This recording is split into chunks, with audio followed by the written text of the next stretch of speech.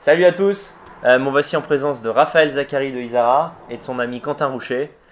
Je ne vais pas y aller par quatre chemins, je l'ai annoncé sur les réseaux sociaux quelques fois, mais j'ai décidé d'éditer Raphaël, qui est un super écrivain et qui méritait cette édition. Alors Raphaël, est-ce que tu es content de cela? Je suis... Alors bonjour Daniel. Alors, d'abord, je te remercie beaucoup Daniel d'être venu jusqu'au Mans pour voir l'artiste manceau que je suis, le bel oiseau que je suis. Alors si ça me fait plaisir, mais je suis aux anges.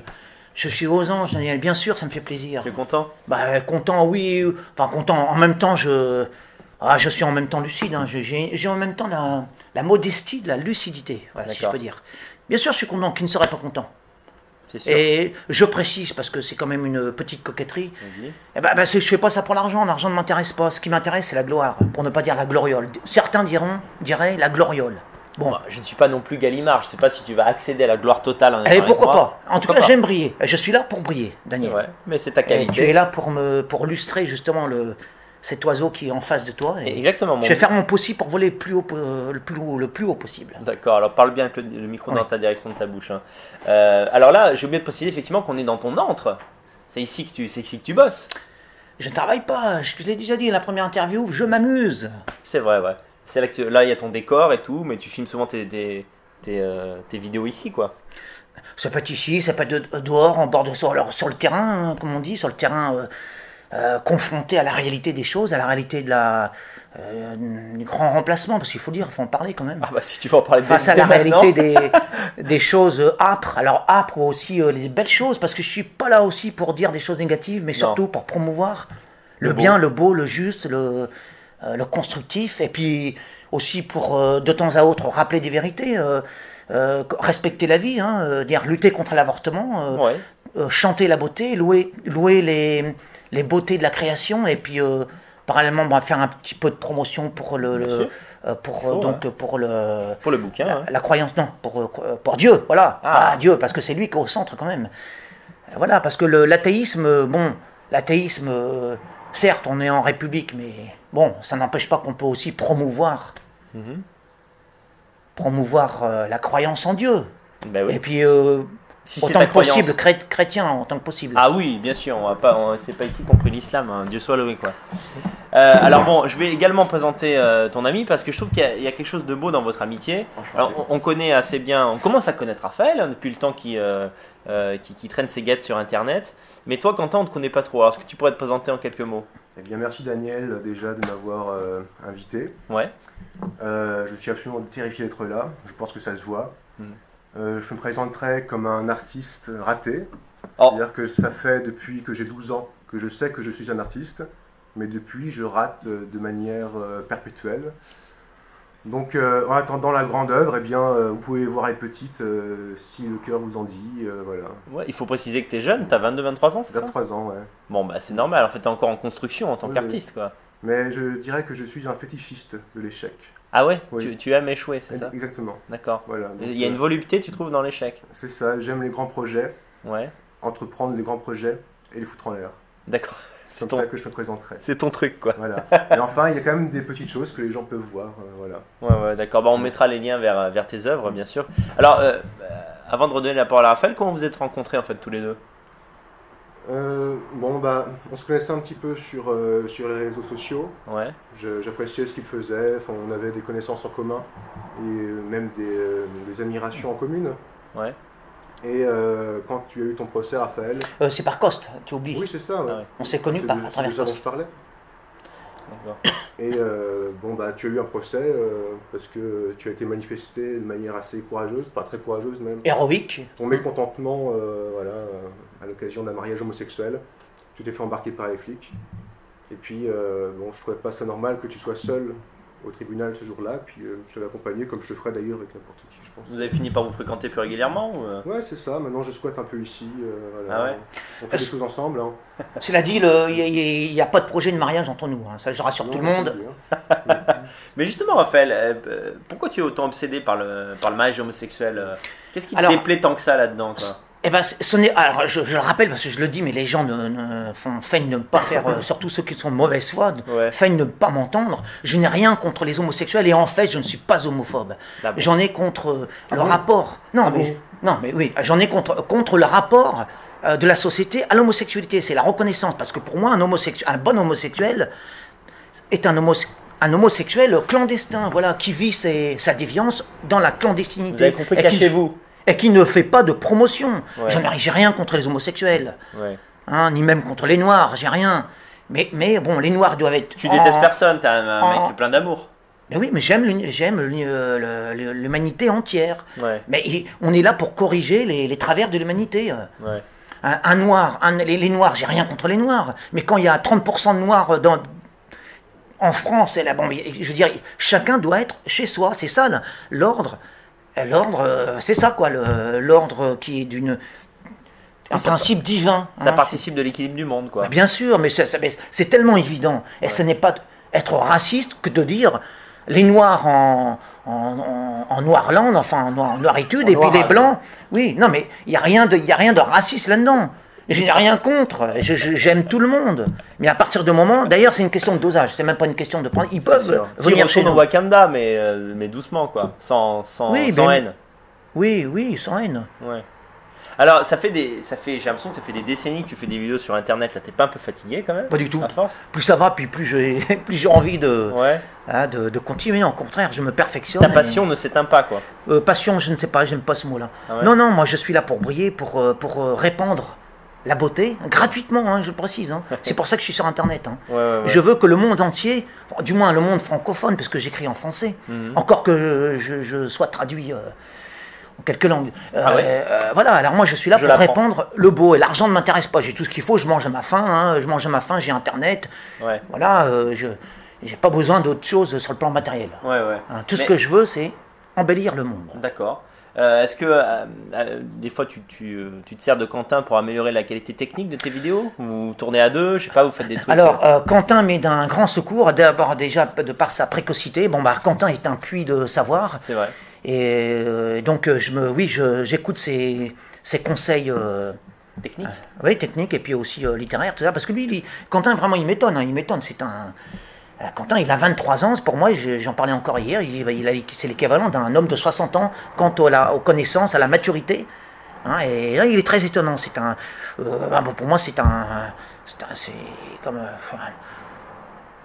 je vais dire un petit génie, en tout cas un jeune vraiment exceptionnel. D'accord, voilà, et qui m'étonne tous les jours. Hein. Ouais. Mais c'est pas question de flatter, je dis les choses qui sont vraies. D'accord. Il nous étonne tous.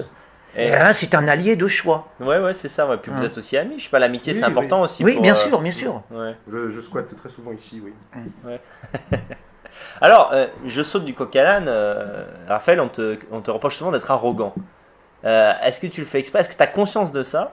Et tu n'as pas l'impression que ça te rend moins sympathique aux yeux des gens? Parce qu'au fond, tu es quelqu'un de sensible. Tu n'es pas quelqu'un de... T'es pas si auto-centré que ce qu'on croit, je pense. Alors, voilà, en fait, si, hein, je le dis, oui, je suis arrogant. Non, mais bon, je peux me permettre d'être arrogant, c'est vrai. Alors, je ne m'en rends pas toujours compte. Parfois, je m'en rends compte et j'essaye de corriger le tir parce que je suis pas là non plus pour provoquer, ça m'intéresse pas. Moi, je suis là pour me rendre aimable aux autres. Hein. Ouais. Je suis pas là pour cracher sur le monde. Hein. Et c'est vrai, c'est dans ma nature, c'est peut-être aussi dans mon éducation. Ouais. C'est vrai, je reconnais que j'ai des prétentions, je suis un petit peu égocentrique, ça je le suis, c'est vrai. Ouais. Je suis en Isara aussi. Hein. Ouais. Je suis égocentrique, mais en même temps je produis des choses. Quand tu dis que c'est un Isara, c'est que c'est de famille Oui, c'est de famille, oui, c'est de père en fils. D'accord. Ils sont tous comme ça dans ta famille, quoi. Disons que je ne m'appelle pas Dupont, je m'appelle Raphaël Zacharie de Isara. Et puis j'ai mes éclats. Alors j'ai les éclats qui, disons, j'ai les défauts de mes qualités, quoi. Ouais, c'est ton vrai nom en tout cas, Isara. Oui, c'est mon vrai nom. D'ailleurs, à ce propos, un petit appart. Tu dis que Nab est toujours bien renseigné, pas tant que ça, parce qu'en fait Nab a cru que c'était un pseudonyme. Ah oui, c'est vrai. Alors tu peux nous en parler, Quentin, parce que tu as lu le bouquin de Nab là. Il mentionne Raphaël. Qu'est-ce qu'il dit sur Raphaël? Alors c'est pas dans le bouquin, mais c'est pas Nab, c'est un article qui traîne sur Internet qu'on a fait. Non, c'est dans son livre. C'est dans son livre. Oui. D'accord. Moi, j'ai pas lu encore le livre de Nab, Les Porcs. Est-ce que Raphaël est mentionné? De quelle manière? C'est un petit peu compliqué pour moi de parler de Nab, hein, parce que disons qu'il y a quelques problèmes en ce moment avec son équipe. Ouais. Son livre est bon. Je pense que tout le monde devrait le lire. Politiquement, évidemment, il n'est pas de notre bord. Ou peu importe, ouais. Je pense que ces infos sont justes. Sur Soral, on en apprend énormément. Ouais. Mais sur ton ami Raphaël, tu trouves qu'il a... Est-ce qu'il en a parlé ou pas dans le livre? Oui, deux fois. Alors que dit-il? Parce que Raphaël aurait fait un faux Rimbaud, Oui. paraît-il. Ouais, d'accord. Bon, une Nab qui fait un bouquin anti-complotiste, évidemment, il n'aime pas ça. Ah, Donc d'accord. il clash un peu Isara. Bah, c'est vrai que c'est un peu le grand mystère. C'est bonne guerre. À ce jour, on ne sait toujours pas si Raphaël a écrit ce faux de Rimbaud ou bien non. On sait plus ou moins. Oh, en tout cas, non, mais je ne sais vraiment totalement pas, je vous assure. Mais c'est bien d'entretenir le mystère et c'est aussi ta force, Raphaël, c'est que tu entretiens le mystère. Alors, avant de redonner la parole à Raphaël, c'est vrai que tu es d'une étonnante précocité, Quentin. Comment t'expliques ça? Comment ça, d'une étonnante c'est-à-dire... Ah, précocité. Précocité, ouais. Qu'est-ce qui a fait que si vite tu t'es intéressé à la dissidence, à la littérature, etc. Et parle bien dans le micro, sinon ça n'a pas marché. Moi, j'ai quand même eu la chance de ne pas en fait avoir connu Soral à l'époque, tu vois. C'est-à-dire que j'ai jamais été soralien. Je m'intéressais beaucoup à l'art, je lisais beaucoup d'auteurs morts, de droite. Voilà. Je pense que ce qui fait ce que je suis aujourd'hui, c'est que j'ai grandi, même pas à la campagne, mais dans une forêt. C'est-à-dire que quand j'étais petit, j'étais cerclé d'arbres. On habitait à 300 km d'un kilomètre d'un village de 300 habitants. D'accord. Voilà. Et bon, si je suis un petit peu de nature angoissée, c'est peut-être aussi parce que quand je suis arrivé au Mans, la rupture a été assez nette avec mon monde d'avant et le monde que j'ai connu depuis lors. Ouais. Tu as l'impression d'être enfermé un peu dans une ville, quoi.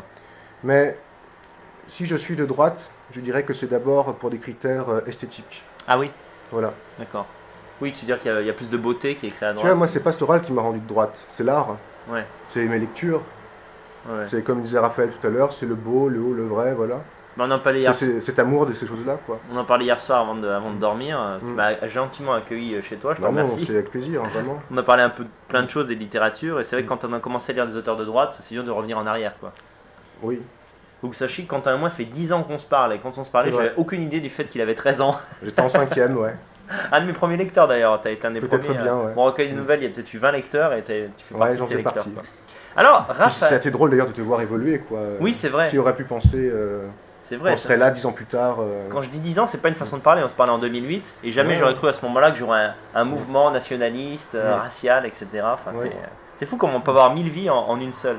Et justement, à ce propos, quand j'étais en direction du Mans, je me disais, mais Raphaël, qu'est-ce que tu faisais avant d'être Raphaël Zacharie de Izara? C'est-à-dire, avant de la création de ta chaîne YouTube, qu'est-ce que tu faisais? Eh ben voilà, justement, on y est. Eh ben justement, j'ai attrapé la technique de mon époque. Hein. J'étais happé par la technique et puis. Disons, j'ai bonifié la flamme isarienne qui était en moi. Parce qu'avant, j'étais ce qu'on appelle un épistolier. D'accord. Voilà, avant Internet, j'écrivais à la machine. Et tu destinais ça à quel public? Comment? J'avais tout un réseau. Et Quentin il a vu, mais j'ai à peu près 80 kilos d'archives. D'accord. J'écrivais à des femmes. J'étais là pour faire rêver les femmes, quoi. Hein. Moi, c'est mon rôle, c'est de faire rêver les gens. Bon, à l'époque, c'était les femmes, mais maintenant, c'est l'univers entier, quoi. Hein. Oui, c'est-à-dire qu'en fait, je sais pas, par exemple, t'envoyais des nouvelles à des journaux, etc. Oui, aussi, oui. Mais des journaux. Comment tu trouvais un lectorat? Enfin, c'était au hasard, t'envoyais des lettres au hasard? Je répondais à des annonces dans des journaux, et puis des annonces très ciblées sur la littérature, hein, la poésie, et puis j'avais beaucoup de réponses en fait. Hein. Ah oui? Oui, j'avais des réponses, et puis alors, il y a eu des choses et tout. D'accord. oui.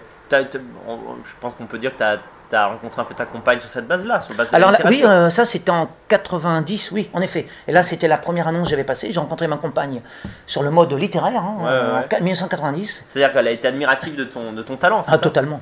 Ouais. Tu lui as fait... D'ailleurs, on peut la comprendre. C'est compréhensif. c'est sûr. Et là, c'était la première, donc ce fut la... Enfin, oui, ça a dû lui faire drôle quand même. Hein. Comment? Ça a dû lui faire drôle quand même. Hein. Je pense que tu l'as fait rêver un petit peu par tes prétentions aristocratiques. Oui. J'avais les moyens. T'as pas menti sur ton talent, mais t'as menti sur ta renommée, un petit peu. Peut-être. Non, pas du tout. Non, je n'utilise pas le mensonge. D'accord. Là, je précise bien, justement, je suis là. Ce qui fait ma force, c'est que je dis toujours, je ne mens pas, je ne pratique pas le mensonge. D'accord. Ni l'artifice. Quand c'est l'artifice, je le dis, quoi. C'est bonne guerre, mais sinon, non. Non, Izara est un être clair, franc, droit.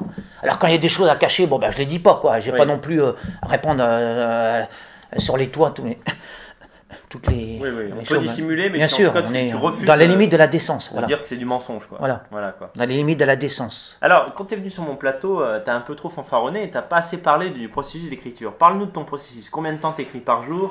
Quand? Comment? Non, j'en ai parlé. Non, je l'ai dit, c'est un souffle qui vient d'en haut et voilà. Moi, ça vient comme ça vient. Ça commence à se commande pas, quoi. Ou alors oui, si, j'ai déjà fait des exercices de style où que ce soit sans souffle ou avec souffle, ça marche pareil. D'accord. Voilà.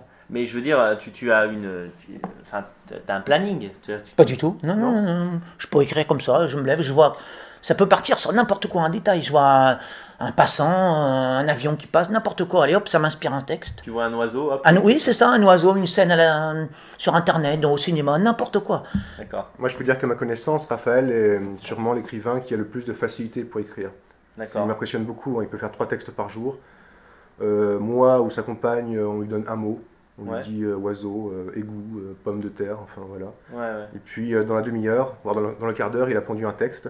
Et puis il le lit aussitôt. D'accord, donc il est très prolifique, quoi. Oui. Tournevis, le coup, c'était tournevis. Ah ouais. Et souvent ça a du sens. Pas toujours, mais très souvent ça a du sens. Ouais. En tout cas, si ça n'a pas de sens pour toi, ça a du sens pour moi. Parce Voilà. qu'il faut que ça ait un sens. C'est trop facile de. Là encore, c'est trop facile de faire de la littérature hermétique. Ouais. Et là, je suis contre. Ouais. Non, je dois reconnaître que ta personnalité est assez étonnante. Parfois, on ne sait pas trop ce que tu penses. Tu es difficile à cerner comme personnage. En revanche, tes écrits ne sont pas du tout. Ils n'ont de lunaire que l'apparence, quoi. C'est-à-dire qu'en fait, sujet verbe complément. On comprend ce que tu dis. Tu ne tombes pas dans les travers de la poésie contemporaine. Absolument pas. Et je la dénonce d'ailleurs, notamment sur Rimbaud. C'est pour ça que j'ai fait un faux Rimbaud. Ouais. C'était pour justement éprouver la sagacité des prétendus exégètes et spécialistes de Rimbaud. J'étais là pour les piéger et ils sont tombés dans le panneau. Ils sont tombés dans le panneau, tous. Jean-Jacques Lefrère, Nab, toute la crème de la. Oui, voilà. Ouais. Ils sont tous tombés dans le panneau. Alors, ta compagne, est-ce qu'elle accepte ta vie, cette vie dédiée à l'art pour l'art, sans argent ni gloire? Est-ce que ça lui convient ou... Totalement. C'est d'ailleurs sur ce mode qu'on s'est rencontrés. Ouais, On s'est rencontrés sur le mode poétique, littéraire, artistique. Ouais. Non, il n'y a aucun problème de ce côté-là. Ça dure depuis des années, sans problème? Depuis 26 ans. Ouais. Je travaille pas. Enfin, je travaille. Je veux dire, je travaille pas sur le plan professionnel, Ouais. puisque je suis reconnu comme inadapté social, hein, Ouais. à mon grand plaisir, à ma grande joie. Et ce qui me permet de me consacrer totalement alors à l'art, au vélo, au sport, Ouais. à l'amitié avec Quentin. Voilà. Oui, d'ailleurs, depuis quelques temps, en plus de ton activité d'écrivain, tu participes à des courts-métrages de Quentin en tant qu'acteur. Quentin, tu veux nous parler un peu de tes courts-métrages? Fais ta promo, c'est Oui, l'occasion. très rapidement, Raphaël joue. En fait, il accepte tout. C'est ça qui est intéressant. Et alors, j'ai beaucoup de chance de la voir. Si Raphaël est là, en fait, c'est aussi parce que personne ne veut tourner avec Raphaël, faut le dire. Parce que Tu peux dire oui. Tu les impressionnes trop, je pense. Parce que je suis indésirable, quoi, hein, de par mes textes, mes vidéos, Mais c'est le courage que j'ai pour dire la vérité, voilà. Ce courage que j'ai pour dire la vérité effraie tous les adeptes du mensonge, de la dissimulation ou de la bien-pensance. Hein. D'accord. Moi, ce qui m'étonne, c'est que Raphaël, qui n'est pas un acteur, donne tout ce qu'il a, quoi. Ouais. C'est-à-dire, il compense ses difficultés pour apprendre un texte par une énergie totale, complètement dévouée à ce qu'il fait. Donc, c'est vraiment un atout précieux. Non, garde là le micro. Dans ton premier court-métrage, tu as fait apparaître Coste. Oui. Est-ce que tu veux nous parler un peu de lui Je pense que Vous le Coste voyez est le plus régulièrement grand. Non, on ne se voit pas régulièrement. Non, on se voit une fois par an à peu près quand il vient au Mans, soit pour un film, soit pour un concert. Ouais. Voilà. Je pense que Coste est le plus grand artiste français vivant. D'accord. Je pense vraiment, et c'est celui qui crée le plus. Je pense que c'est celui qui a le mieux compris, et avant tout le monde, en tout cas chez les artistes, Oui. l'époque dans laquelle on vivait. T'es en train de vexer Raphaël. Non, Moi, ou alors je suis le deuxième. Je sais, mais bon, je suis sincère, voilà, t'es bon deuxième. Ouais. Parce Peut-être que Coste Execo. est plus polyvalent, c'est peut-être pour ça qu'il le met devant toi. Il y a plus d'arts différents. qu'il pratique. Oui, et puis bon, surtout, il avait compris la post-modernité qui arrivait, un peu la fin des temps, voilà. Je crois qu'il a vraiment inventé une forme d'art nouvelle, Ouais. et ça, c'est exceptionnel, quoi. Ouais. C'est très rare, ça arrive une fois par siècle, quoi, qu'on invente un art nouveau, une C'est vrai forme que d'art nouveau. les gens qui voient Coste de loin, moi je sais que la première fois que j'ai vu ses œuvres, j'ai trouvé ça vraiment bizarre et même déplaisant, un peu pervers. Mais on doit dire que c'est un des premiers mecs qui a osé dire des choses sur l'immigration et sur En effet, oui. et sur les races, qui effectivement étaient noyés dans dans son processus artistique. On ne savait pas trop s'il le pensait ou pas, mais en tout cas, il a osé dire des choses. J'ose même pas les dire parce qu'on veut que la vidéo reste en ligne, mais enfin, on pourra mettre des liens en commentaire, quoi. Le public de Coste est surtout composé de punk à chiens. Oui, c'est ça. Je n'ai jamais compris ça. Ouais, je ne comprends pas pourquoi les gens de droite n'aiment pas Coste. Si vous aimez les choses vraiment jolies, disons, en tout cas musicalement plaisantes, non agressives, vous pouvez lire ses romans, par exemple. C'est une forme plus posée. Il a inventé un style, il va parfois très loin dans la politique, quoi. Un Mon cœur en banlieue, c'est l'histoire d'un blanc qui se fait violer par un arabe et qui... un homme blanc. Un homme blanc. Ouais. Et qui s'enferme en banlieue, et bon, la banlieue crame, et puis il sort de chez lui pour faire la guerre. Voilà. D'accord. Ok. Bon, je pense que le pitch est assez séduisant, c'est vrai, quoi. Oui. Ouais, mais peut-être, remarque, peut-être que c'est toi qui te plantes, peut-être que tu vois en Coste quelqu'un de droite, alors qu'en fait, pas vraiment, quoi. Je suis pas sûr qu'on puisse le situer. Quand même. Quand même. Quand même. D'accord, je crois qu'il y a tout dans ce quand même. Alors. Mais bon, j'ai pas. Non, bah tu vas pas parler à sa place. Voilà. Oui, parce que j'ai proposé à Coste d'apparaître dans Vive l'Europe, il n'a pas voulu, ce coquin. Oui, je sais pas trop s'il sait qui tu es. Je crois qu'à l'époque, il faisait plus trop d'interviews. Hein. D'accord. Mais bon, de toute façon, Coste est un artiste total. C'est pas seulement. Il fait passer beaucoup d'idées politiques dans ses textes. Ouais. Notamment, c'est un chrétien tradit, hein, Coste.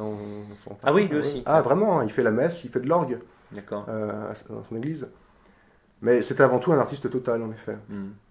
Alors, on a parlé de roman avec Coste. Raphaël, je te l'ai dit la dernière fois, mais je te le redemande. Quand est-ce que tu vas nous pondre un roman ? D'abord, le roman, vous l'avez, enfin, tu l'as en face de toi. Voilà, moi, je suis un roman. Alors, j'ai déjà expliqué pourquoi je ne mets pas cette forme. D'abord parce que je l'ai dit, j'ai l'honnêteté de le dire, je pense ne pas avoir le souffle nécessaire pour tenir sur la longueur. Mais ce n'est pas la seule raison. J'ai écrit un texte sur ma conception de la littérature et moi je ne souhaite produire que, comme je disais, que la crème de la littérature. C'est-à-dire à l'image de ce qu'on voit dans les manuels scolaires. Voilà, pour moi, le plus grand défaut d'un auteur, c'est d'ennuyer le lecteur. Et ça, je veux éviter à tout prix d'ennuyer mon lectorat. C'est pour ça que je compose des textes, ce que j'appelle la crête de la littérature, ou la crème. C'est-à-dire que les décors sont posés, tout ça, je suis au sommet de l'action. C'est-à-dire que, en fait, j'écris des romans, mais j'écris le summum, les meilleures pages, ce que j'appelle les pages d'or. Voilà. Je ne m'embarrasse pas pour écrire des centaines de pages pour arriver au sommet. Non, j'écris tout de suite ce qui fera rêver, ce qui sera le plus éclatant dans un roman. Voilà, j'ai pas besoin d'écrire, ça m'ennuie. Moi-même, ça m'ennuierait d'écrire. Non, moi, ce que j'aime, alors pourquoi ? Parce que j'aime émouvoir. Et lorsque j'ai réussi à faire pleurer, ça arrive, à faire pleurer des lecteurs, là, j'ai gagné. Voilà. Ouais. Je comprends, en fait, tu voudrais que ton œuvre entière soit un best-of, en quelque sorte. C'est ça, voilà, un best-of, qu'on pourrait dire vulgairement, oui. Oui, parce que moi-même, je m'ennuie, je m'ennuie. Là, j'ai lu... Quentin a tenté de me faire lire... Céline, bon, j'ai du peu, hein. À une page et demie, j'ai bloqué. Ulysse, à 2 pages. Voilà, je n'arrive pas, je ne suis pas lecteur. Parce que les gens ne me croient pas, je leur dis, je suis vraiment inculte, je ne lis rien.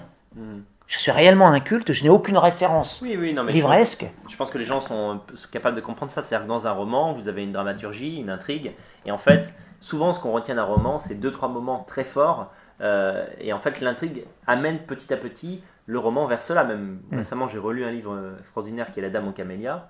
Effectivement, il n'est pas extraordinaire à chaque page. Vous retenez, je sais pas, 20 pages sur 250. Bon, toi, ta prétention, si je puis dire, et sans connotation négative, c'est de proposer à chaque fois le meilleur. Mais quand même, Céline est exceptionnelle à chaque page. Hein. Mais moi aussi. Il n'y a pas une mauvaise page de Céline. C'est vrai que je suis étonné que tu t'ennuies devant Céline. Il faut le faire. Franchement, Raphaël, c'est pas d'effort. C'est un voyage en plus. Hein. Je ne suis, par nature, je ne suis pas lecteur, je suis créateur. Je suis celui qui écrit. Et ce que je vous dis, je le répète, je ne souhaite pas ennuyer. Surtout, pour moi, c'est un terrible péché d'écrivain, c'est d'ennuyer le lectorat. Ça, je ne veux pas. D'accord. Je ne suis pas là pour ennuyer les gens, je suis là pour les faire rêver, pour montrer le meilleur. Ouais. Voilà. Et je pense aussi que c'est, sans vouloir me décharger, mais je pense que c'est une facilité. Voilà. Le roman est aussi une facilité parce que c'est très facile de digresser, etc. Mais non, parce que Oui, enfin bon, moi j'ai un exemple quand même, parce que tous les romans ne sont pas ennuyeux. Le Grand Maune, voilà un chef-d'œuvre, le Grand Maune. C'est vrai. La première partie, disons. La première partie du Grand Maune est un chef-d'œuvre. Bah, tu vois, t'en as quand même lu quelques-uns. Ok. 12, pas plus. Ouais. 12. Ah oui. Le reste j'ai picoré. Parce que je me souviens que tu avais fait une vidéo où tu parlais de chaque auteur, où tu donnais ton avis sur chaque auteur. Mais j'ai pas tout lu. T'as pas tout lu? Pas du tout. Rien. D'accord. Rien. Mais, comme j'ai dit, j'ai un don, c'est de pouvoir capter sur le front des auteurs, comme chez Houellebecq, etc., eh bien, de capter l'authenticité de la... J'en doute quand même. Hein. Ou enfin, disons, bon, de manière empirique. Oui, Voilà. oui, là, on est quand même à un degré d'arrogance qui défie la raison, quoi. Bon, peu importe. Moi, je pense que tu as une pathologie, Raphaël. Je pense que tu es graphomane. C'est-à-dire qu'en fait, tu peux pas t'empêcher d'écrire et c'est moins lié à ton talent qu'au fait que pour toi, c'est une nécessité presque de survie psychologique. Est-ce que tu es d'accord avec ça? Pas du tout. Non, j'écris... Non, pas du tout. Moi, d'abord, j'ai écrit un texte sur ça, sur ceux qui disent que tous les auteurs qui prétendent... Enfin, qui affirment écrire pour guérir de névrose, etc. Mais ça, c'est pas des écrivains pour moi, ça c'est très mauvais. J'écris dans la joie, dans le bonheur, et je suis pas là pour communiquer, mais voilà, faire peur. Je suis pas là pour me soigner devant mon lectorat, pas du tout, non. Alors tu m'as mal compris, il n'empêche qu'en fait, tu passes ta vie à écrire. Non, et très en peu. Quantité, très peu. Moi, j'écris pas tous les jours, non. Je crois que Raphaël n'est pas drogué à sa littérature, je crois qu'il est drogué au retour que sa littérature lui permet de recevoir. C'est ça, ouais. C'est vrai. T'as besoin de comme quoi il me connaît bien, Quentin. Ouais. Il connaît bien ma psychologie, et oui. de reconnaissance et de reconnaissance immédiate. Oui, immédiate, oui. C'est pour ça que tu fais 3 textes par jour, 3 vidéos par jour, voire même plus de vidéos qui ne sont pas des textes par jour.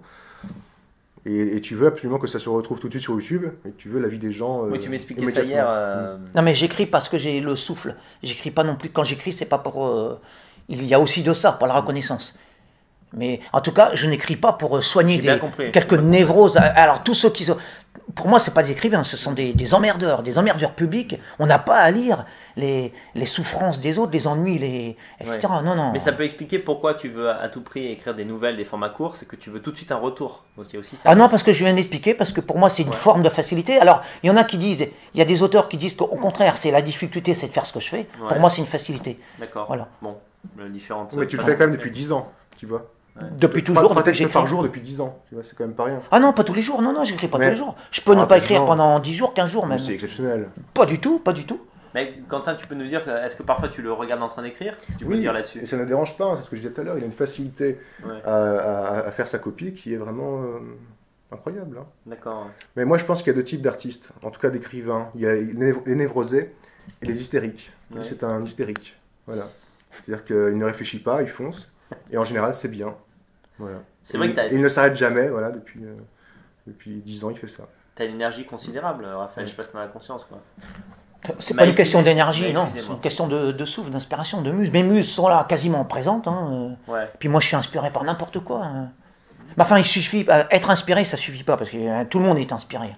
Les mauvais auteurs sont... Mais il faut après restituer, oui. L'inspiration, c'est rien, ça. Moi, il faut aussi qu'il y ait... T'as l'impression de t'être amélioré au fil des années? Tu sens que ton écriture s'améliore ou tu Oui. Ouais. Oui. Là, je crois avoir atteint le sommet. Ouais. Peut-être je suis encore perfectible. Ouais. Bah sans doute. Ouais. On te le souhaite. Il faut avoir une motivation pour continuer, quoi. Alors moi, j'ai l'impression que tu souffres de cette contradiction. Tu me dis si c'est vrai ou pas. Tu veux buzzer alors que tu es un homme de plume que par nature peu de gens peuvent comprendre. Est-ce que tu as conscience de cette contradiction en fait? C'est-à-dire qu'en fait, c'est normal que tu bosses pas. C'est ça que un auteur, le souhait d'un auteur, c'est d'être lu, d'être diffusé, sans restriction. Je suis pas là pour contraindre mon lectorat. Je suis là pour multiplier, pour faire un maximum d'audience. Alors c'est pour ça, notamment aussi, c'est une des raisons pour lesquelles je ne fais pas payer, c'est gratuit. Je suis contre le droit d'auteur. Moi, je suis là. C'est un don. Non, mais le beau, c'est un principe divin. Alors, je vais pas monnayer ce qui vient du ciel. Hein. Moi, ça me révolte de voir ça. Les gens qui veulent monnayer le don, etc. Tout le monde. Tout le monde sauf toi. Pour moi. Et je n'ai aucune excuse parce que je mange à ma faim. Oui, si j'étais à la rue, d'accord, ça serait compréhensible. Sans rentrer dans le détail, tu as aussi un confort de vie qui te permet d'écrire sans te soucier de... Oui, j'ai le minimum, quoi. Oui. Ça me suffit. Ouais. Pour moi, c'est le luxe. J'ai le minimum pour vivre. D'accord. Et ça me suffit. J'ai pas besoin de... Ouais. Non, mais choses superflues, quoi. Parfois, j'ai de la compassion pour toi parce qu'on dirait que tu es authentiquement déçu qu'il n'y ait pas plus de visionnage. Mais en fait, oui, bien sûr, c'est normal, c'est de la littérature sur YouTube. Les gens viennent pas chercher ça, Raphaël. Oui, et c'est pour ça que je fais le clown parfois, pour je ratisse large, mais c'est pour essayer comme je dis, d'amener le maximum d'abrutis. Mais d'abrutis, quand je dis abrutis, ça veut dire des gens qui ne sont pas éveillés. Ouais. Et je suis là pour les éveiller, c'est-à-dire les désabrutir, leur montrer les belles choses, et non pas des choses vulgaires, laides, hideuses et négatives. Ouais. Une question un peu, je sais pas si tu pourras répondre, mais combien tu penses avoir écrit en volume depuis le début, quoi? Combien de pages? Ah bah les pages, c'est en format Arial 12, ça fait à peu près 1300 pages, mais il y a encore des suppléments, je joue 1500, 1600 pages. 1600 mais j'ai pages pas tout. A4, c'est ça? Oui, A4 en Arial 12. Donc le format Word, quoi. Ça fait 1500 pages, quoi, à peu près. Ouais, pour vous donner parce que étant éditeur, maintenant je sais à peu près à quoi ça correspond. Je sais pas, un bouquin de 50 pages à 4, c'est 140 pages en poche. Donc on peut imaginer que. T'as dit 1300, c'est ça? 1500. 1500 3000. Ouais, même un peu plus. On est à 3400, 3500 pages en poche. Donc bon. Ah bon, bah, ça fait combien ça? C'est incroyablement. C'est énorme. 10 volumes. En quantité, ça fait ça, colossal. Voilà. C'est ça, un livre de poche de 3000 pages. C'est la recherche du temps perdu, quoi. D'accord, ouais. Voilà. Après, bon. Je sais pas, j'ai pas encore tout lu. Je sais pas si tout des. Et puis ça s'ajoute de jour en jour. Alors il faudra encore que tu lises ce qui s'ajoute au fur et à mesure. Est-ce que tu as l'idée de clore ton œuvre à un moment donné, de dire j'arrête d'écrire? Tiens, ça me donne l'idée si je pouvais écrire juste avant mon dernier souffle. Ça ferait. Avant de mourir. Ça ferait un buzz, oui. Mourir sur scène, quoi. Oui, écrire les impressions que je. Comme lorsque dans mon empalement, j'ai regretté de ne pas avoir. La proximité de ma GoPro pour me filmer lors de mon empalement. Alors parce que tout à l'heure on en a plaisanté parce qu'évidemment la vie a gagné, mais en fait Raphaël a failli mourir. Oui. Qu'est-ce qui t'est arrivé en fait? T'es tombé, tu t'es empalé sur une tige, c'est ça? Oui, c'est ça, oui. Ouais. Tige. T'oserais montrer tes cicatrices ou t'as peur? Justement, non, parce que je. T'es pudique? Je ne sais pas trop, par décence. Non, mais les gens doivent me croire sans parole. Je l'ai vu en tout cas. Oui, il a vu la cicatrice impressionnante quand même. Hein. Impressionnante, parce qu'en fait ça a traversé son ventre et par miracle, ça n'a pas touché d'organe. Il n'y a qu'à moi que ça arrive, ce genre de miracle. C'est ça que t'es resté une demi-heure en train de te maintenir contre le sol, quoi. Une demi-heure de quasi-agonie, oui. La peau du ventre était tendue comme ça. J'ai retiré dans un premier mouvement de survie, de réflexe de survie, j'ai retiré d'abord une première fois pour retirer le et ensuite sur internet j'ai lu qu'il fallait jamais retirer une lame de couteau. Alors j'ai dit je vais rester.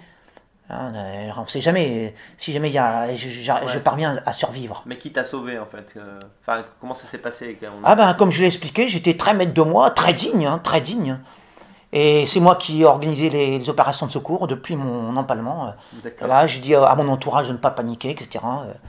Ensuite, la douleur très vive est arrivée. Et puis voilà, j'ai donné le meilleur de moi-même, et je regrette de ne pas avoir filmé. Là, j'aurais fait le buzz mondial, planétaire. Mais je suis d'accord. Ça m'étonne que je ne l'ai pas fait, quoi. En fait, la GoPro était trop loin. Tiens, ma GoPro elle était dans la voiture, paraît-il après.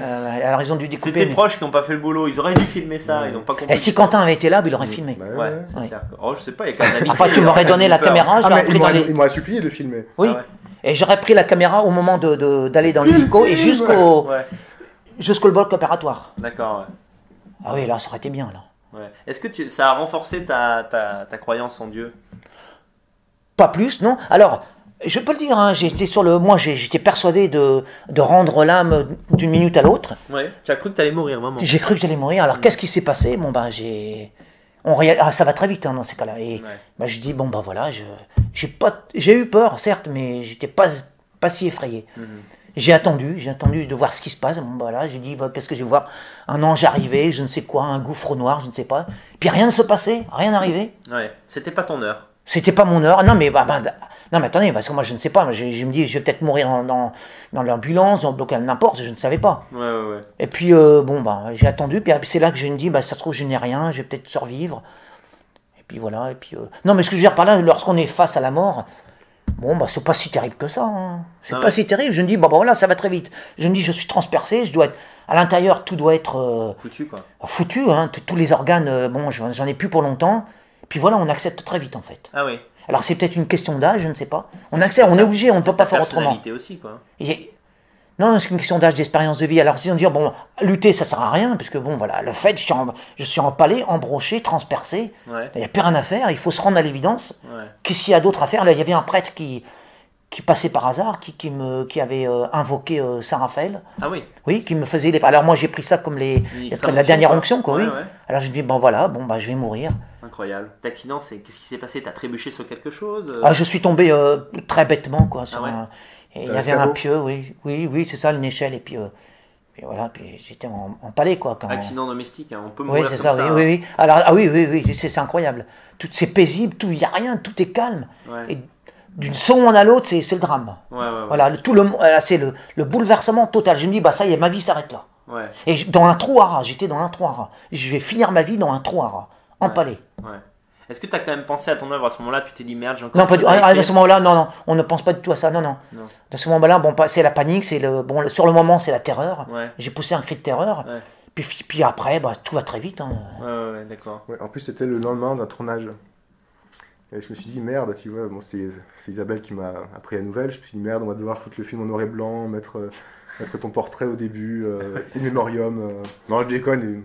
En l'honneur d'Isara, voilà. transpercé par une tige, c'est quand même con, quoi. Beau, en même temps, c'est comment? C'est beau, c'est beau. quelque chose de poétique, quoi. Bien sûr, oui, il y a de la poésie. Non, mais alors, comme je disais, il est assez banal d'être empalé, mais ce qui n'est pas banal, c'est d'être miraculé.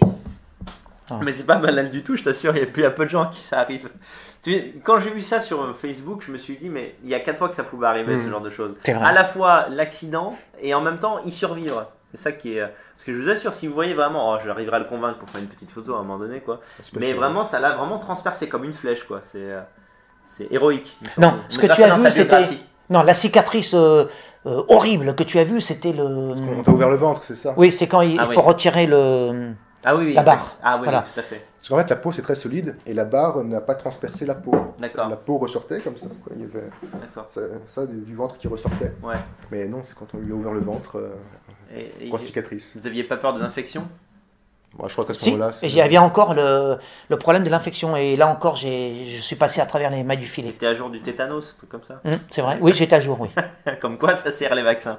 Alors. Non, c'est les juifs qui. Non. Ouais. Les vaccins juifs sont quand même utiles, quoi. Alors, est-ce que tu as parfois envie d'arrêter des moments de ras-le-bol? Arrêter quoi? Arrêter ton écriture, ta vie de. Arrêter de promouvoir le beau, le vrai, le juste, le bien. Par exemple, Rimbaud, à un moment donné, a arrêté de faire de la poésie. Non, mais Rimbaud, ça prouve bien que Rimbaud était discutable. Non, mais moi c'est ma mission. Ma mission sur Terre, c'est d'éclairer les esprits épais, les abrutis, de les éclairer, de les élever, de répandre le beau, la vérité, les vérités. Puis de dire, regardez, Dieu existe. La preuve, c'est que le monde est beau. Oui. Le monde est beau. Non, y a pas que de Après, il y a les hommes, c'est les hommes qui sont ouais. les œuvres humaines, mais le monde est beau. Il y a une harmonie dans le monde, etc. Mais bien sûr, partout, à toutes les échelles. C'est vrai. Et moi, je suis émerveillé de tout ça. La beauté est toujours là où on ne l'attend pas. Par exemple, là, je vois ton chat qui s'est endormi paisiblement sur mon sac. Et je trouve ça très mignon, en fait. Il est roulé en boule, c'est très beau, quoi. Tu aimes les animaux, d'ailleurs? Ah, j'aime beaucoup les animaux. Ouais. Plus les chats que les chiens. C'est vrai, j'ai une détestation culturelle pour les chiens, mais c'est pas pour autant que je leur fais des misères. Oui. Je n'ai jamais fait de mal à un animal, mais sauf quand vous mangez des animaux, là c'est autre chose. Et c'est pour ça que je promeus le végétarisme. Alors, bon, je ne suis pas vraiment. J'ai des faiblesses, d'accord. Ouais. Je reconnais avoir des faiblesses, c'est dire que je. Bon, voilà. T'es intermittent du végétarisme, quoi. C'est ça, voilà. Ouais. Mais je promeus en tout cas le végétarisme. Il est végétarien des fois, quoi. Comment on peut t'aider, Raphaël?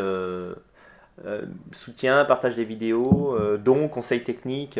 Alors dons, je n'ai aucunement besoin de dons. Mais par exemple pour avoir une meilleure caméra. Voilà. Et ben voilà. Ce que je veux, ce sont des interprètes féminines avenantes. Voilà, c'est ça. Et s'il y a non mais voilà, je suis franc, je suis sincère. Moi, je suis là. D'abord, je suis vraiment sincère. Lorsqu'une belle femme lit un texte, lit un de mes textes, et ben ça ajoute de la crédibilité. C'est pas parce que mes textes n'ont pas besoin de ça, mais ça ajoute de la crédibilité pour ceux qui ne seraient pas encore assez convaincus. Ça fait cliquer, et puis c'est toujours beau, une belle femme qui lit un beau texte. Mais surtout, ça donne de la valeur. Ça veut dire, bon, bah, c'est pas si vain que ça, parce qu'il y a une belle. Isara a réussi à convaincre de jolies femmes à lire ses textes. Alors, s'il y en a qui peuvent se mettre des décolletés troublants, etc. Je ne suis pas contre, parce que moi je suis pour, dans la limite de la décence, bien sûr. Si moi les j'aime. demoiselles veulent interpréter les textes d'Isara, en fait. D'ailleurs, je tiens à vous dire que Isara est quelqu'un comment dirais-je, de fidèle à sa compagne. Il ne s'agit pas du tout de séduction. C'est-à-dire qu'en fait, par exemple, une femme pourrait le faire. Non, bien sûr, oui. Le mec ne me suit pas, quoi. Ce que je veux dire, c'est qu'une femme pourrait très bien lire ton texte chez elle, je sais pas, elle habite n'importe quoi. Aucun danger. En Alsace, et elle filme le texte, elle t'envoie la vidéo. Oui, mais même si elle vient ici, je ne vais pas l'engrosser pour autant. Non. Ça peut se faire ou chez moi ou voilà, sur Internet. Que, tous les deux, vous avez quand même cette particularité, Quentin et Raphaël, vous bougez très peu du Mans. Hein. C'est vrai. Enfin, moi, bon, c'est pour des problèmes. Des troglodytes. Oui, c'est un peu ça. Ouais. Enfin, moi, c'est plus par phobie sociale, quoi. Ouais. Mais c'est pareil pour Raphaël, il se déplace rarement d'ici. Oui, mais c'est pour d'autres raisons, je pense. Ah oui. Pourquoi toi, Raphaël, Bon, parce que j'ai fait à peu près le tour du monde, donc les voyages ne m'intéressent plus, quoi. Je suis passé au-dessus de ça. Pour le grand voyage, c'est lorsqu'on meurt, ça c'est un vrai voyage. Et c'est bon, je suis revenu de tout ça. Donc c'est plus un côté pratique, t'es posé. Non, mais les voyages, c'est pour les gens qui n'ont pas encore atteint une certaine maturité. Quentin est jeune, il a encore le temps d'expérimenter ça, quoi. Ouais, ouais. Moi, j'estime avoir eu, voilà, ça ne m'intéresse plus, quoi. Qu'on soit ici ou ailleurs, pour moi, c'est la même chose. Plus dans le lien du voyage intérieur, quoi. Oui, ou même, oui. Enfin, ça, c'est une banalité de dire ça, mais non, parce que le voyage, ça m'intéresse plus. Je suis pas mécontent de voyager lorsque ça m'arrive, mais c'est pas une nécessité absolue. D'accord. Alors, une question que je posais à Quentin, mais en fait, vous êtes tous les deux pareils là-dessus. Je trouve que, par exemple, j'ai vu ça dans tes courts-métrages, Quentin, c'est pas pour rien que vous entendez. Je trouve que vous êtes expérimental et délingué comme des gauchistes, mais vous avez un fond sur différents sujets comme l'immigration ou la tradition, etc., de droitard. Est-ce que vous êtes d'accord avec cette définition?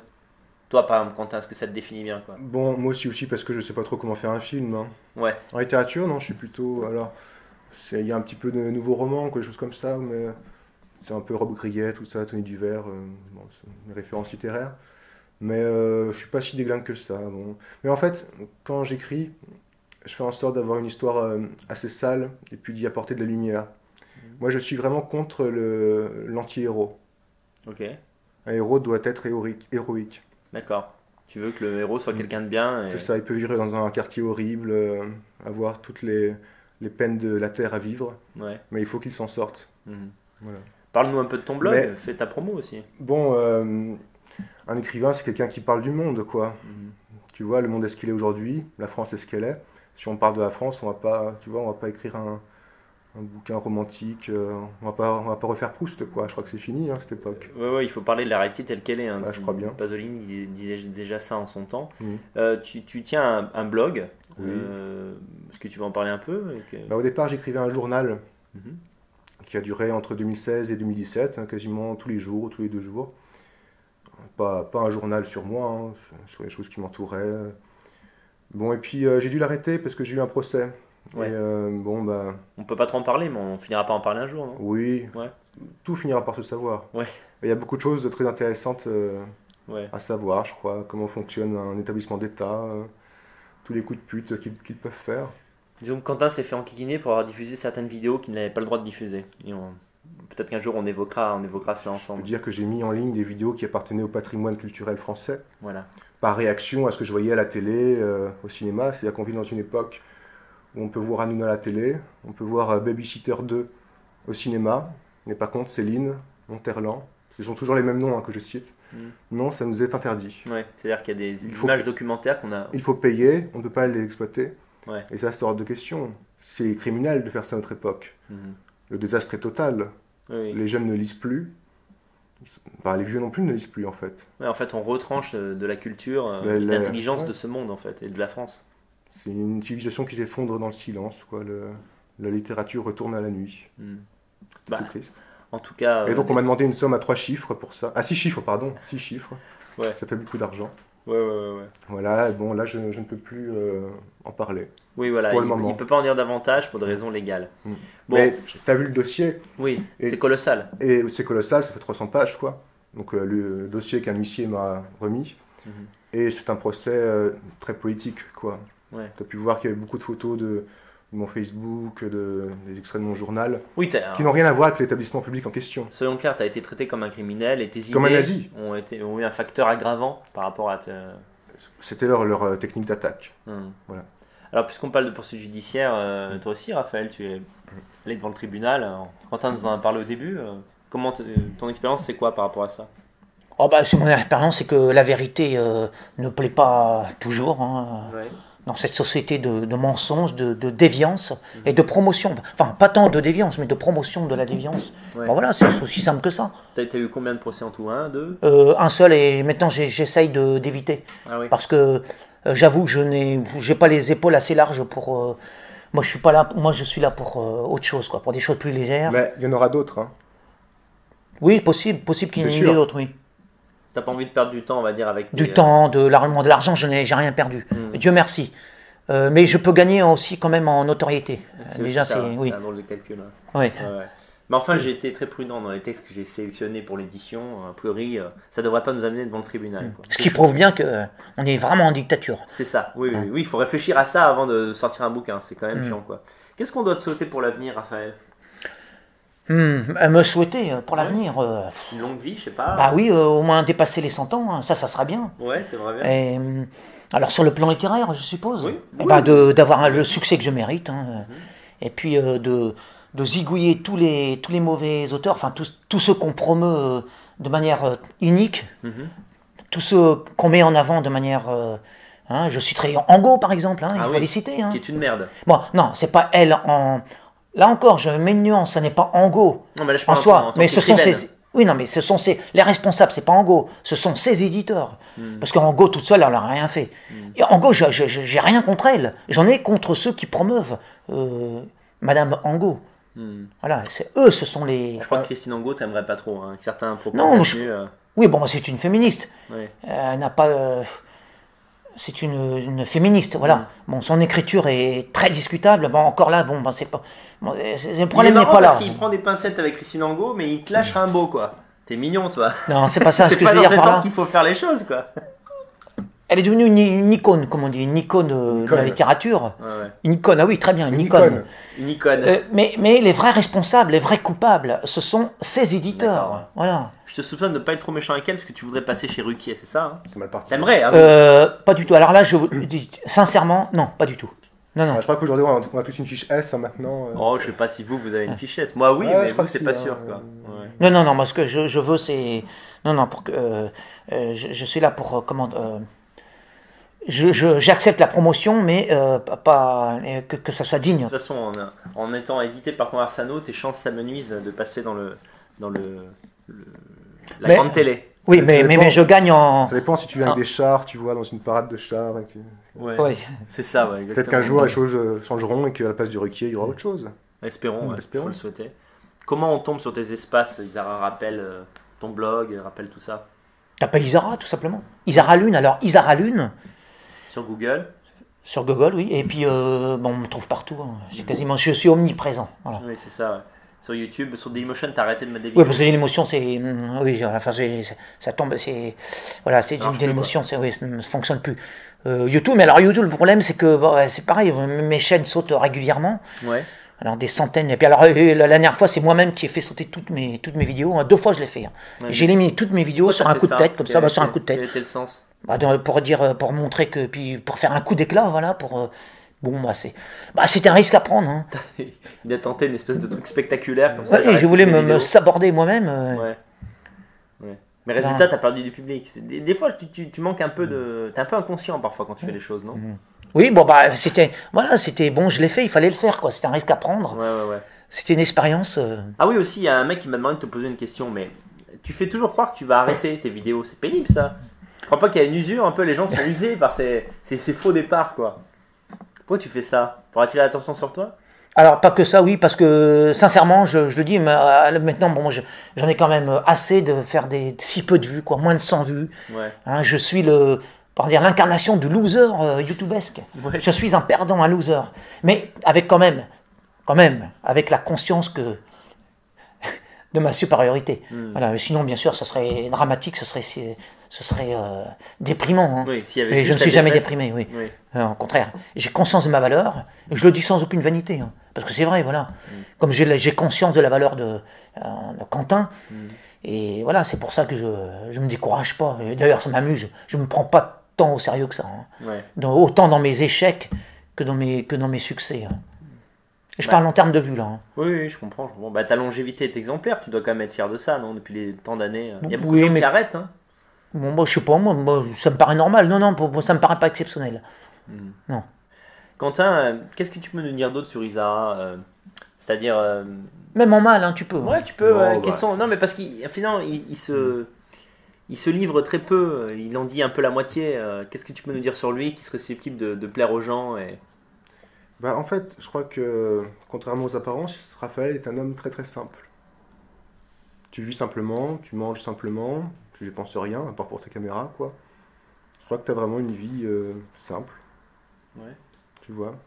C'est pas excentrique dans la vie. Non. Très peu. Mais il est très stressé. Toi, tu es plutôt placide, et lui, c'est une En boule fait, d'énergie. je suis très stressé, hein, tu vois. J'ai pas dormi cette nuit en pensant à cette interview. Voilà, mais je crois, pour revenir un peu sur ce qu'on fait tous les deux, j'ai commencé par dire que j'étais un fétichiste de l'échec. Je pense que qui perd gagne. On ne gagnera jamais en faisant de l'art, au sens, on ne deviendra jamais célèbre, tu vois. On ne passera jamais à la télé. Attends, non, laisse-moi finir. On n'aura jamais accès au cercle littéraire actuel, artistique actuel. Donc, en partant du principe que tout ce qui se fait aujourd'hui en art sera complètement détruit à au prochain changement de régime, que ce soit par nous que ça arrive ou non, autant faire ce qu'on peut, du mieux qu'on peut. D'accord. Voilà. Bah, c'est une démarche assez chrétienne, finalement, les premiers sont les derniers. C'est ça, exactement, ouais. Mais parlez-nous un peu. Ouais, j'aime beaucoup ton mantra, là, nous échouerons vainqueurs. Oui, c'est vrai. Moi, je le ressens vraiment, ça. Moi, je suis sorti un peu de cette... devenant fasciste, je suis sorti un peu de cette émotion-là. Mais, Bah, je crois que je suis facho aussi, hein, mais je sais pas, t'as quelques années plus que moi, peut-être que... Ouais, l'espoir reviendra. Ouais. En fait, à ton âge, c'est normal, je pense, d'être dans la mélancolie et dans une sorte de... C'est un spleen, finalement, t'es dans l'âge du spleen, je pense. Peut-être, t'es jeune, quoi. Comment t'étais, Raphaël, à son âge, toi? À 20 ans. Alors, j'apporte une précision, parce qu'il dit que la célébrité, mais moi je suis là pour construire ma célébrité. Alors, que ce sera posthume ou pas, mais en tout cas, mes textes, ils sont là pour l'éternité. Hein. Je suis pas là pour... voilà. Tu peux marquer ton temps, quoi. Bien sûr, oui. Et j'ai la prétention, alors ça peut paraître ridicule, et alors moi, j'ai la prétention d'écrire mieux que Nab. Parce que Nab, Quentin, non, mais c'est vrai, bon, je me donne les moyens, et puis voilà, j'ai un don, j'ai un talent, je suis là pour le partager, pour le faire fructifier, pour l'offrir. Hein. Alors... La question? C'est la question que je viens de... Ah oui, non, j'allais te dire en fait que vous parliez tous les deux de votre foi, mais toi par exemple, Raphaël, rentre un peu en détail. Tu as toujours été chrétien, catholique Alors, j'en ai parlé avec Quentin. Ouais. Alors, bon, j'ai été élevé chez les curés, tout ça, j'ai une bonne éducation chrétienne. Hein. Et puis après, disons, je ne sais pas moi, de 20 à... vers les 40 ans, voilà, oui, j'ai ça, eu je te demandais qu'est-ce que je me suis un peu éloigné, quoi. Ouais. Je me suis éloigné, puis après, et puis en fait, c'était un vrai retour aux sources. Hein. Je suis pour pour un gouvernement, un retour, par les curés, quoi, hein, un retour, à la chrétienté, etc., les valeurs chrétiennes. Oui, c'était un retour aux sources. Alors c'est pas pour ça que je vais à la messe tout le dimanche, hein. Ah oui. Ou alors si j'y vais, c'est peut-être pour faire, comme j'ai dit. Numéro. Oui, tout en respectant, je respecte quand même les choses sacrées. Hein. Et oui, essentiellement pour écouter les chants. Oui, ça, j'ai toujours aimé la messe pour les beaux chants qu'on y trouve, des chants populaires ou autres, mais en tout cas des beaux chants. Voilà. Mais tu as eu une vie de jeune où tu sortais un peu et tout, tu t'amusais ou tu as toujours été dans le... Je me suis toujours amusé, moi, dans ma vie, mais pas selon les critères... en vogue. Ouais. Non, je me suis toujours amusé, disons, à rêver sous la lune, voilà. À rêver, j'étais en solitaire. Disons, j'étais très sélectif dans mes amitiés, comme on peut le voir avec Quentin. Tu as peu d'amis, voilà. Quoi. Et t'aimes pas rencontrer trop de nouvelles personnes? Enfin, ça dépend. Ami, là, c'est encore un mot qui est dévoyé. Qu'est-ce qu'on appelle ami? Quelqu'un avec qui on boit un coup dans un bar? Non, c'est pas ça pour moi, un ami. C'est quelqu'un qu'on aime fréquenter. Pour moi, un ami, c'est un peu... Je crois que nous sommes des camarades. Oui, on peut dire qu'on est amis. Nous allons ensemble vers un but commun. Ouais. On peut dire qu'on c'est de l'amitié. Oui, bien sûr, mais pour moi, un ami... camarade plus puissant, en fait. Oui. Mais pour moi, un ami, c'est pas le premier venu avec une tape dans le dos, quoi. Non, non. Moi, j'ai une définition que je suis quand même. L'amitié, ça n'est pas rien, quoi. C'est pas un mot que je galvaude. Tu mets du temps à ouvrir ton cœur, quoi. Mon cœur, oui, je sais pas, amitié, disons là c'est sur le plan intellectuel avec Quentin. Et politique aussi, je dirais. Politique. C'est ça qui nous a rapprochés. Hein. Ouais. Politique ou politique? Politique. Oui, bien que la politique, pour moi, c'est une forme de vulgarité. Parce que tu vois, quand t'es facho et seul, c'est compliqué quand même. Ouais. Donc tu vois, là, je squatte beaucoup ici, on fait beaucoup de choses ensemble. Ça permet un petit peu de décomplexer. Ouais. Voilà. D'accord. Bah toi c'est pareil, toi tu es plus jeune et t'es quand même... Ouais. Alors moi, j'ai pas du tout été élevé là-dedans. Ouais. C'est quelque chose qui est venu de moi-même, en fait. Ma grand-mère était catholique, mais c'était pas quelqu'un de démonstratif. C'est quand je suis sorti de ma forêt que j'étais en ville. Je trouvais la ville horrible. Ton destin est celui d'un enfant sauvage, quoi. Je voulais tuer des gens. Ah oui. Tu vois. Ouais. Et puis, dans toute cette médiocrité horrible et palpable, il y avait cet énorme édifice que tu as vu tout à l'heure, on est passé devant, la cathédrale du Mans, qui est absolument magnifique, quoi. Enfin, c'est une des plus belles d'Europe. C'est la première fois que je viens au Mans et c'est splendide. Ouais. Et voir ce monument incroyable trôner au-dessus de tout le reste, je me suis dit, il faut creuser là, quoi, quand même. C'est là qu'il faut aller, quoi. Parce que le haut, le beau, le vrai, enfin, en tout cas, le vrai, je ne sais pas encore, mais encore une fois, c'était un attrait esthétique, avant tout. Ok. Alors, Raphaël, j'ai eu la Bible et puis j'ai évolué après. Hein. Oui, non, mais ça me va très bien. De toute façon, ça se ressent. Mais je trouve que tu parles pas beaucoup de religion dans tes textes par rapport à ta foi réelle. Lui. Ouais, toi, Raphaël. Ah, moi? Ouais. Ah si, j'en parle. Ouais. Si, je parle de valeurs chrétiennes et de... Bon, cela dit, je suis pas un... On peut dire, est-ce que je suis un bon chrétien, un mauvais chrétien? J'ai mes faiblesses. Mais à la différence des gauchistes, c'est que moi... je les confesse, mais enfin, je confesse que j'ai des faiblesses. Je dis pas que je suis parfait. À la limite, ce que je te reproche, c'est que là où tu n'es pas en accord avec la doctrine, c'est que tu ne t'es pas reproduit, tu n'as pas fait d'enfant, pourtant tu as une c'est pas une obligation, c'est pas une obligation.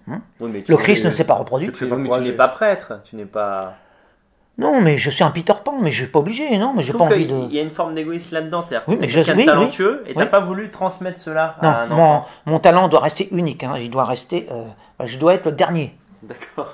Non, mais c'est bon, voilà. Quoi, de l'écriture. Mais non, puis j'ai pas j'ai pas cet esprit. Tu pourrais pas avoir d'enfant. Oui, je pourrais pas. Moi-même, je suis un enfant terrible, diraient certains. Ah, tu penses que non, ça m'intéresse pas. C'est une autocensure. Tu aurais peur d'être un mauvais père aussi. Non, pas du tout. Je serais un bon père. Non, j'assumerais. Ça m'ennuierait ou pas. Mais non, j'ai pas envie. Je suis pas. D'ailleurs, ma compagne et on s'est aussi compris sur ce point. Oui, ma compagne, pareil, n'est pas maternelle. Non, moi, je ne suis pas là-dedans. Je préfère les chats. Et je dis, mon enfant, c'est mon œuvre. Hein. D'accord. Est-ce que tu serais prêt alors évidemment, je vais rappeler que cette vidéo va paraître quelques mois avant la sortie du livre que nous faisons ensemble. Comment ça se passe? C'est que Raphaël est moi je le définis comme un nouvelliste parce qu'il écrit des textes courts. On verra s'il veut se décrire comme ça. Et en fait, j'en fais une sélection, un recueil, pour vous faire découvrir sa plume parce que tout le monde n'aime pas les vidéos YouTube.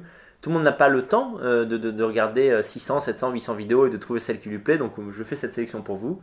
Et Raphaël, est-ce que tu seras prêt à défendre le livre en allant faire, en allant rencontrer des fans à Paris ou que sais-je encore? Alors là, c'est ton rêve, allez, à vous.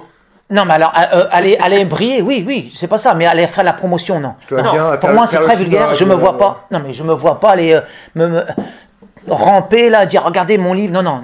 Et s'il faut faire la promotion, ce sera dans l'absence. Voilà. On va pas t'organiser, t'inquiète pas, des conférences dans un carrefour. Lorsque je me rends dans des salons littéraires, je vois tous les auteurs qui sont là, qui cherchent, et je trouve ça pitoyable. Et moi, j'ai pas envie de me rabaisser à ça. Non, j'ai pas envie de m'abaisser à ça.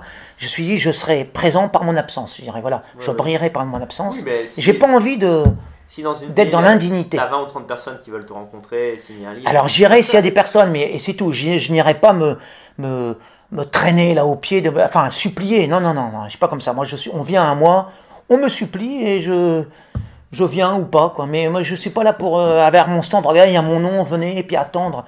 C'est tellement pathétique. Est-ce que ça te fait plaisir qu'on t'écrive et qu'on t'encourage? Peut-être tu peux demander ça aux gens, quoi.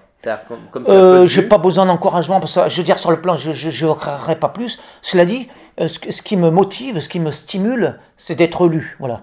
Et c'est de faire pleurer. Alors pour moi, ça, c'est le summum. Pour moi, c'est ça, là, le secret de la réussite. Bon, vous avez entendu, hein. Si Isara vous a ému, si n'hésitez je pas à vous le émeus, lui formuler, oui. à le lui dire, quoi. C'est ça, la vraie littérature. Lorsque vous parvenez à émouvoir votre lectorat jusqu'aux larmes, eh ben, vous avez gagné. Ouais. C'est Lamartine, hein, qui disait ça, hein, avant moi. Ouais. Bon, tu n'aimes pas le mot, mais moi, je te qualifie quand même comme un homme passionné. C'est ça que j'aime chez toi. Tu as tes qualités et tes défauts, mais tu es quelqu'un d'entier. Et surtout, tu as un bourreau de travail. Et ça doit être valorisé. Non, je travaille. Pas compte, mais c'est pas du travail pour toi, mais il y a une production. Il y a une production. Ah, ça, qui est certainement, volumineuse. oui. Bon, voilà. Pas tant que ça. Il y a des écrivains qui écrivent beaucoup plus que moi. Mais moi, je cherche la qualité. Hein. Enfin, la quantité, bien sûr. Mais c'est très facile d'écrire beaucoup. Oui. Et médiocrement, c'est très facile. Oui. Hein. Moi, ce que je veux, c'est écrire beaucoup et excellemment. D'accord. Bon, je pense que les gens qui te suivent depuis des années, parce que tu n'as peut-être pas énormément de vues, mais c'est un public fidèle qui connaît ta valeur, vont te suivre et liront ce bouquin quand il va sortir. Puis, beaucoup de gens t'aiment bien, mais n'arrivent pas à suivre toutes tes vidéos au jour le jour. Je pense que beaucoup de personnes te connaissent, mais que seulement 100 vont cliquer chaque jour sur ta nouvelle vidéo, tu vois. Mais je pense que tu es connu par, je sais pas, 10 000 personnes, peut-être plus. C'est mon cas en fait, parce qu'il y a une générosité dans l'effort dont tu n'as pas conscience, et je n'ai tout simplement pas le temps de voir toutes tes vidéos. Bah, donc ouais. t'as une mais même moi, hein. Ouais. Tu vois, je suis son meilleur ami, mais non. Et même toi, je suis sûr. T'as même pas et encore, non mais vraiment, je suis paresseux, je donne pas toute la mesure. Ouais. Même en écriture, je pourrais écrire tous les jours, je n'écris pas tous les jours. D'accord. Et si je vraiment donnais toute la mesure de mon talent et puis de ma capacité de production, bah là, j'aurais fait 8000 textes, je pense. D'accord. Bon, en tout cas, on te souhaite une longue vie et encore des années d'écriture. Et d'aller encore plus vers nos idées, parce que petit à petit tu fais ton chemin et c'est pas pour me déplaire. Ça sera le mot de la fin alors. Je te remercie beaucoup. Et je vais ajouter autre chose quand même. Je rappelle parce que je pense que ça a été perdu dans le. Qu'est-ce que je rappelle? Oui, j'appelle des lectrices, hein, avenants ou pas nécessairement, mais venez, osez, ayez l'audace. Et il y en a pour tous les goûts, les textes. J'ai écrit à peu près sur tous les sujets. Donc, si vous avez un sujet de prédilection, vous me dites n'importe quoi. Je vous sors le texte et vous me le lisez. Là, ça me fera plaisir. Comment elle peut te contacter? Sur Internet. Un commentaire YouTube ou sur Facebook? Oui, bien sûr. Je m'en adresse partout. Je suis présent partout. C'est très facile de prendre contact avec moi. Il répond aux commentaires. Raphaël, qu'est-ce que tu fais si Virginie Vota te lit un texte? Je serais ravi. Là. C'est un fan total. Ah, t'es un fan de Virginie Vota? Je serais ravi. On en parle beaucoup. Elle pourrait dire oui. Virginie est une jolie femme. Est une jolie femme et qui a des qualités morales, donc pour moi ça serait bien. Mais je demande, voilà, donc c'est ouvert à toutes. Que vous soyez plus ou moins avenante, je suis ouvert à toutes les femmes qui pourraient me lire. Ça me flatterait. Hein. Et il y a déjà des femmes, j'ai réussi à convaincre. J'en ai vu des vidéos comme ça, sympathiques. Oui, des belles femmes. Hein. Et donc voilà, c'est ça que j'aimerais. Voilà. Là, mon bonheur serait parfait. Je pense que le message est passé. J'espère, oui. De notre côté, on va filmer d'autres vidéos tout au long de cette journée. On vous laisse et à très bientôt les amis. À très bientôt et merci à tous. Merci Quentin. Merci à vous. Merci Daniel.